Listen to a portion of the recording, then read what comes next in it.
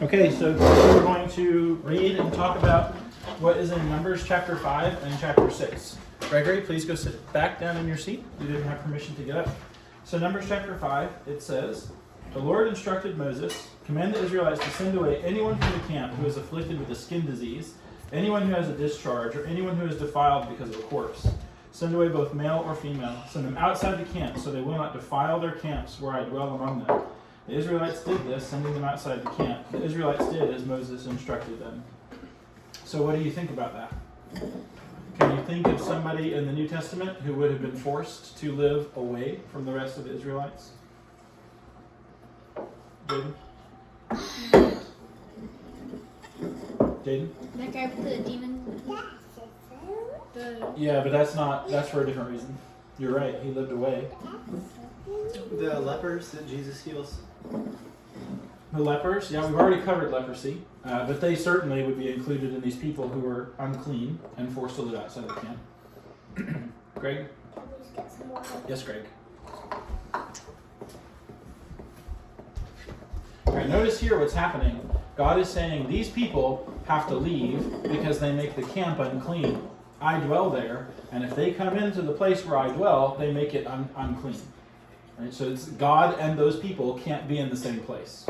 Right? So those people have to leave.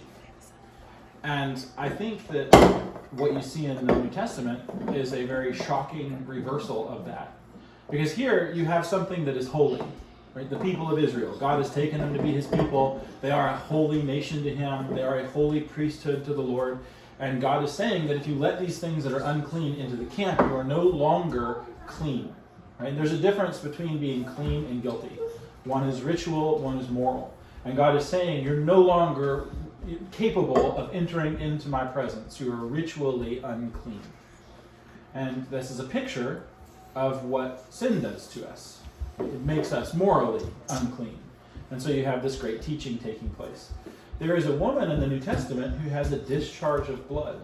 Do you remember her?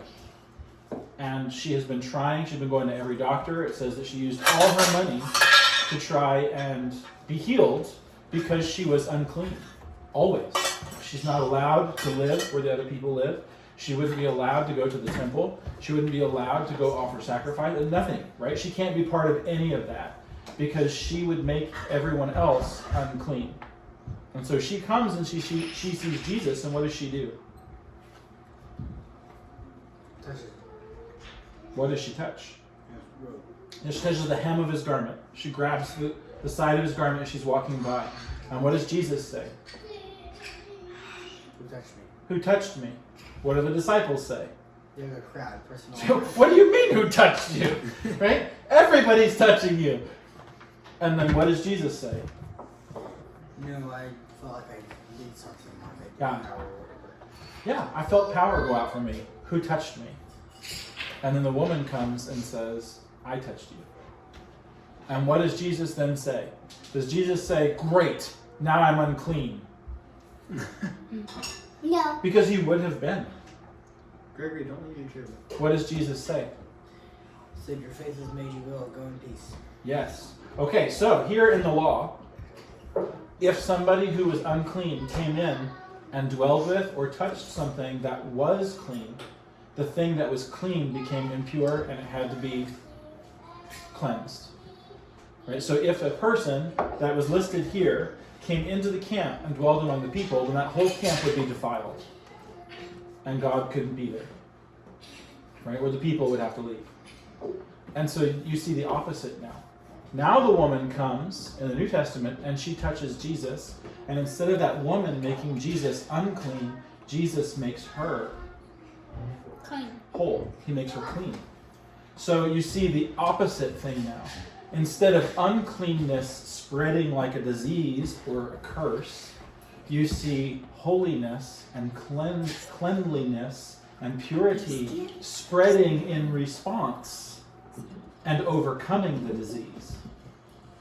Okay, so you see the exact opposite of what was going on in the Old Testament.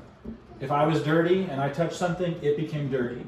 And now in the New Testament, if I'm unclean and I touch something holy, Jesus, instead of me making him unclean, I become holy.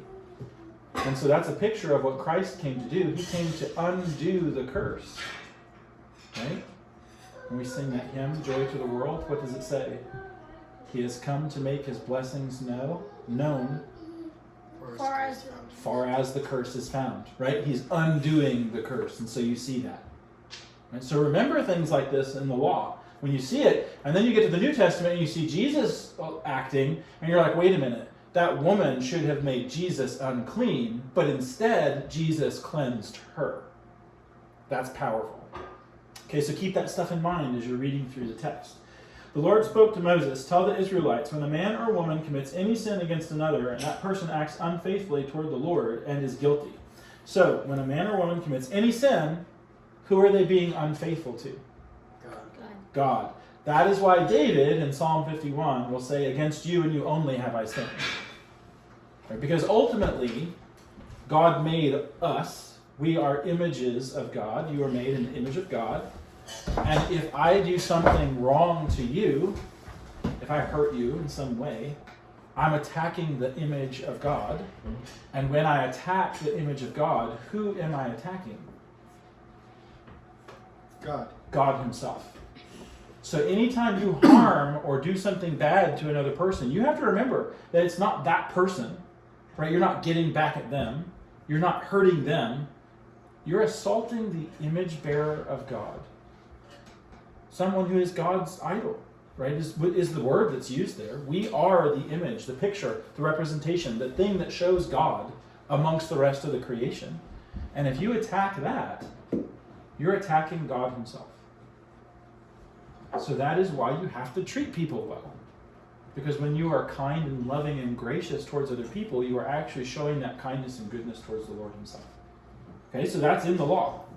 The person who did the sin is to confess the sin he has committed. He is to pay full compensation and add a fifth of its value to it and give to the individual he is wrong. But if that individual has no relative to receive compensation, then the compensation goes to the Lord for the priest, along with the atonement ram by which the priest will make atonement for the guilty person. Every holy contribution the Israelites present to the priest will be his. Each one's holy contribution is his to give, and what each one gives to the priest will be his. Then the Lord spoke to Moses, speak to the Israelites and tell them, if any man's wife goes astray and is unfaithful to him, but it is concealed from her husband, and she is undetected, even though she has defiled herself, since there is no witness against her, and she wasn't caught in the act. And if a man has a feeling of jealousy come over him, and he becomes jealous because of his wife, or if a feeling of jealousy comes over him because he is jealous of her, though she hasn't done anything wrong, then the man is to bring his wife to the priest, and he is also to bring an offering for her, 2 quarts of barley flour. He is not to pour oil over it or put frankincense on it, because it is a grain offering of jealousy, a grain offering for remembrance to draw attention to her guilt. The priest then is to bring her forward and have her stand before the Lord, and the priest is to take holy water in a clay bowl and some of the dust from the tabernacle floor and put it in the water. That's gross. After the priest has the woman stand before the Lord, he is to let down her hair and place in her hands the grain offering for remembrance, which is the grain offering of jealousy. The priest is to hold the bitter water that brings a curse. The priest will require the woman to take an oath and will say to her, if you have not defiled yourself, if you have not gone astray, while under your husband's authority, then you may be unaffected by this bitter water that brings a curse. But if you have gone astray while under your husband's authority, if you have defiled yourself, at this point, the priest will make sure the woman takes the oath with the sworn curse. Then he has to say to her. So he's kind of like making sure, all right, now you get her to swear the oath. May the Lord make you into an object of your people's cursing and swearing when he makes and make your womb shrivel inside your belly and inside you and your belly swell. May the water bring a curse that enters your stomach and causes your belly to swell. And the woman will reply, Amen, Amen, which means Let it be so. let it be. Yeah. May it truly be as you have said. Then the priest is to write these curses on a scroll and wash them off into the bitter water, extra gross. He will require the woman then to drink the bitter water that brings a curse, and it will enter into her to cause bitter suffering. The priest then is to take the grain offering of jealousy from the woman, present the offering before the Lord, and bring it to the altar. The priest is to take a handful of the grain offering as a memorial portion and burn it on the altar, and afterward he will require the woman to drink the water. So he's just making sure you do all these things, and then she drinks the drink. When he makes her drink the water, if she has defiled herself while under her husband's authority, the water that brings a curse will enter her and cause bitter suffering. Her belly will swell. She will become a curse among her people. But if the woman has not defiled herself and she is pure, she will be unaffected and she will be able to conceive children. This is the law regarding jealousy when a wife is gone astray or defiles herself while under her husband's authority, or when a feeling of jealousy comes over a husband and he becomes jealous of his wife. He is to have the woman stand before the Lord. The priest will carry out all these instructions for her, and the husband will be free of guilt, but that woman will bear her iniquity. What in the world is going on there?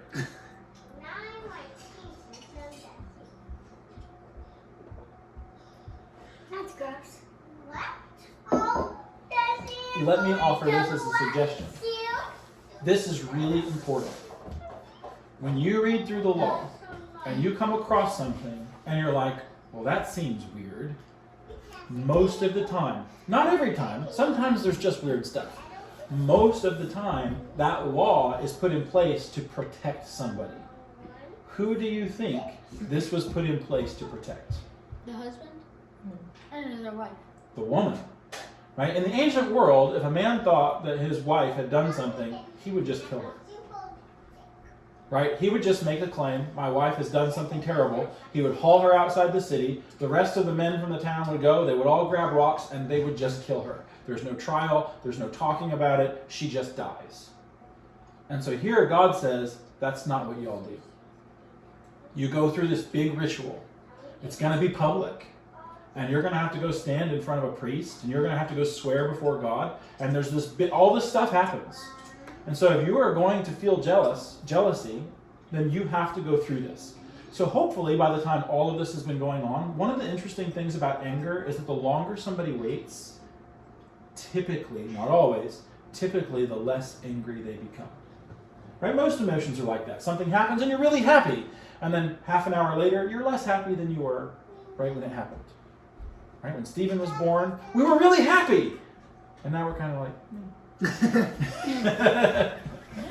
right? No, we're still really happy. You're not old enough yet. But I mean, that's just typically how human emotion works, right? You can see that in the news, right? Something happens, and everybody's like, "Oh, this is terrible!" And then 6 months later, people are like, "What was that again? What happened?" Right? And so what you're doing is there's a span of time now that has to happen.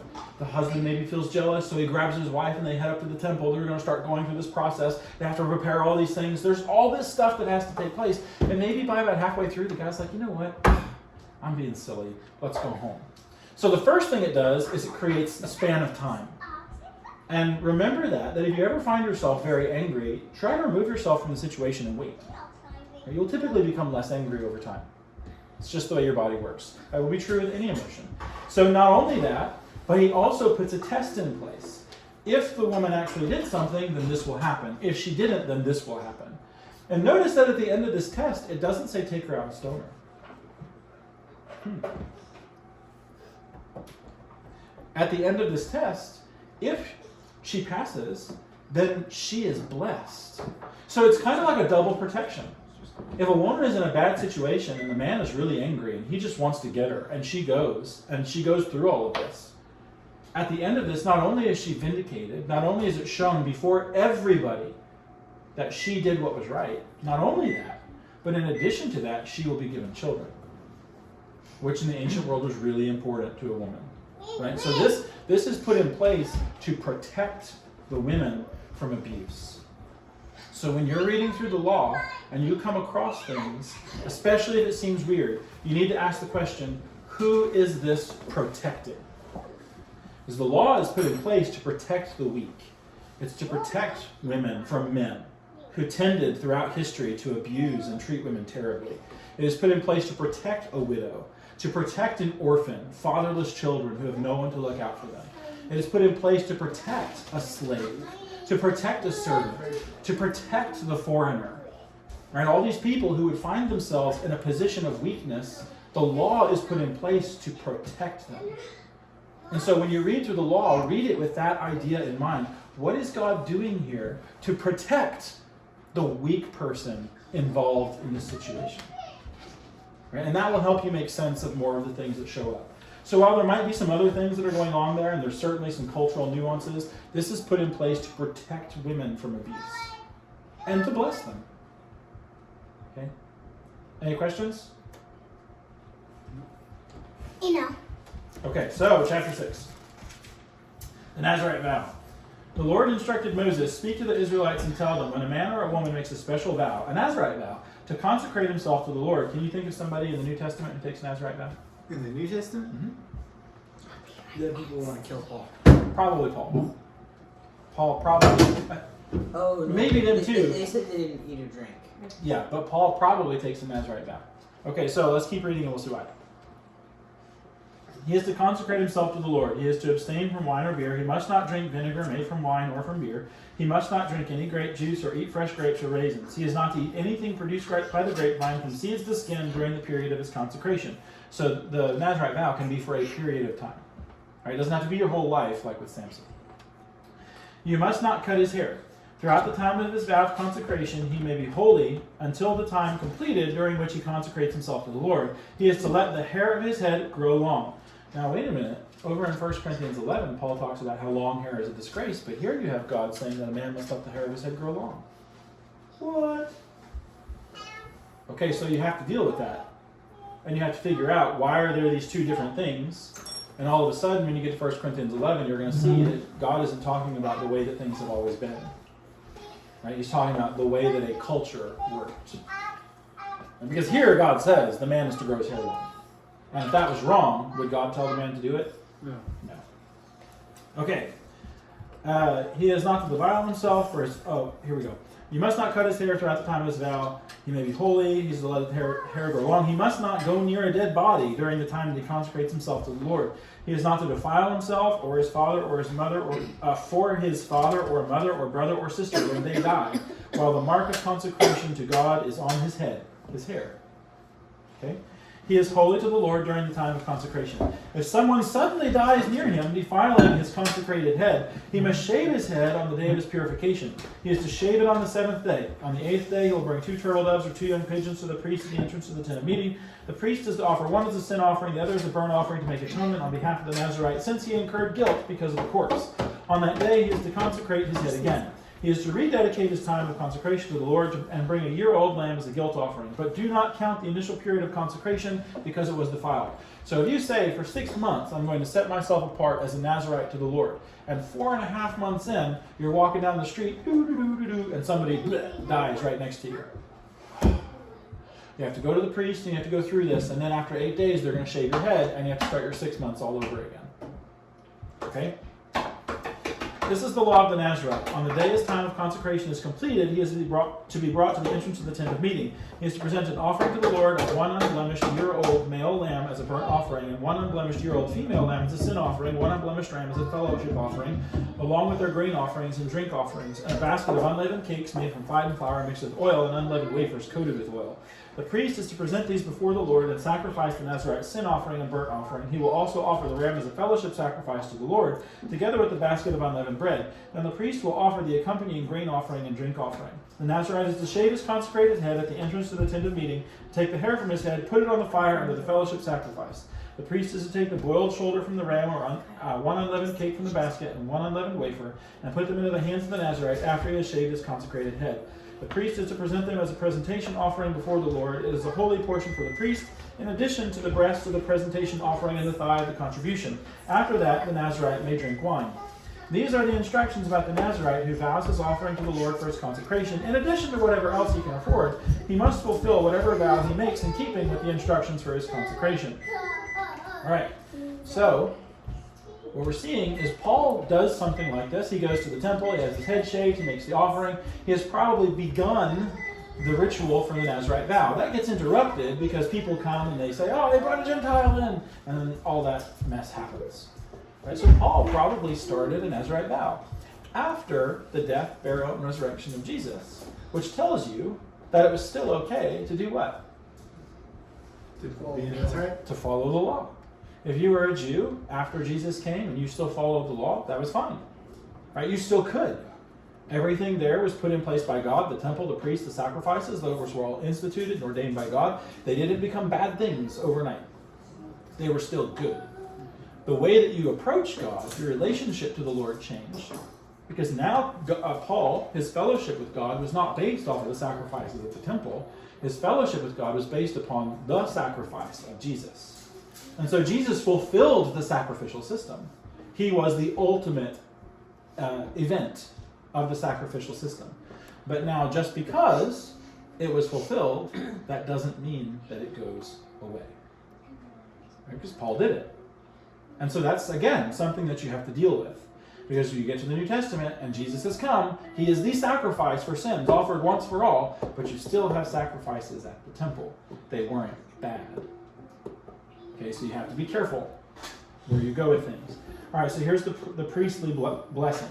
The Lord spoke to Moses, "Tell Aaron and his sons, this is how you are to bless the Israelites. You shall say to them, may the Lord bless you and protect you. May the Lord make his face shine on you and be gracious to you. May the Lord look with favor on you and give you peace. In this way, they will pronounce my name over the Israelites, and I will bless them." And so that's a very beautiful part of the book of Numbers, where this is the poetic benediction. Sometimes people will call it that. It is the blessing that the priests would give to the Israelites. May the Lord bless you and protect you. Right? God is their rock, their fortress, their strength, their shield. He is a shield about them. Okay? May the Lord make his face shine on you and be gracious to you. May the God have fellowship with you. Make his face shine upon you. Just like we have seen the glory of God in the face of Jesus, Paul says over in 2 Corinthians 4. May the Lord look with favor upon you and give you peace. Peace with God. Okay? So may God give you favor, right? That's grace, and give you peace. And so may God welcome you in, make you his people, may he dwell with you, may he bless you, and may you be with him. Right? And that is the blessing. And that way, they're to be blessed throughout time. And you can still say this today. That poetic benediction, that priestly blessing, is still something that you can say to people today. That's a good thing. Any questions? No.